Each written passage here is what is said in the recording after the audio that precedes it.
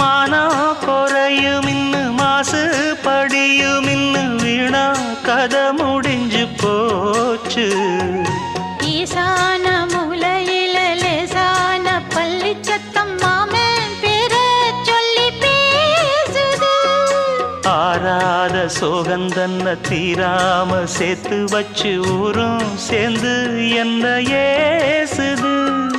மாமா மாமா உன்னத்தானே எண்ணி நானும் நாளும் தவித்தேனே. கூண்டுக்குள்ள என்ன வச்சு கூடி நின்ன ஊற விட்டு கூண்டுக்குள்ள போனதென்ன கோலக்கிளியே.